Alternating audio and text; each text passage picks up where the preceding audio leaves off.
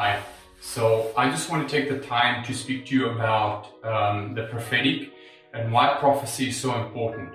The first thing is, it's very easy to say I have a relationship with Jesus. But if I have a relationship with Jesus, I'm sure that I'm supposed to hear what he's saying to me. So if he lives with me, if he abides with me, right? Because that's what born again means, right? Like, so in 1 John 4 verse, in the middle of the chapter up till chapter 5, it says, anyone that believes that Jesus is the Christ, God dwells in him and he in God, right? So that means that if I'm born again and Jesus is with me, and I have a relationship with him, that I hear his voice. And so if he's with me continually, I'm supposed to be hearing his voice continually, right? I need to heed his voice, right? The main thing about prophecy, the reason why prophecy is one of the most important gifts, I believe, is that it purges and it cleanses unbelief.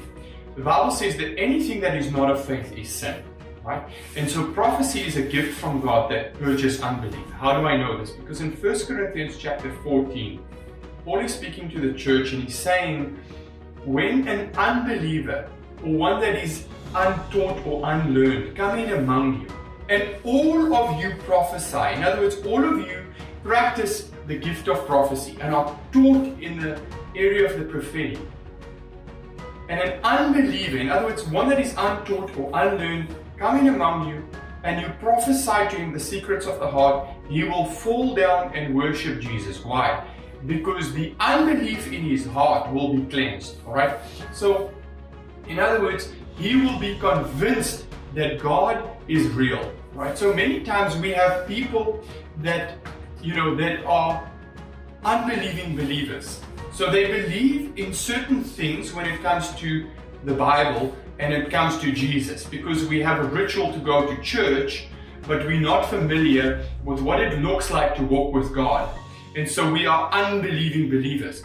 And we don't want to be that. We want to be the people that walks in power and not only have a form of godliness, right? So we want to walk in power. We want to have Jesus with us. We want his voice with us and we want his hand with us. That's why it's important, all right? So we need to be taught in the prophetic, all right? We need to be taught in the prophetic so that we can be a believing people. William Branham had one of the biggest success rates when it came to healing during the 48 healing revival. And God spoke to William Branham and he said to him, if you will speak to people the secrets of their hearts, no sickness will ever stand in front of you, right?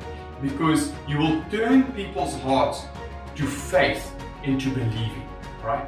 And so it's important. It's the same thing that is spoken of in 1 Corinthians 14, that when we prophesy the secrets of the heart, people will fall down and worship Jesus. What is the context of the unbeliever then? A person that is untaught when it comes to the supernatural in terms of the prophetic. So I want to say to you, stir up the gift, because we should all prophesy. We should all speak the secrets of the heart. Why? Because it is Jesus' will that we not only hear his voice, but we say what he's saying.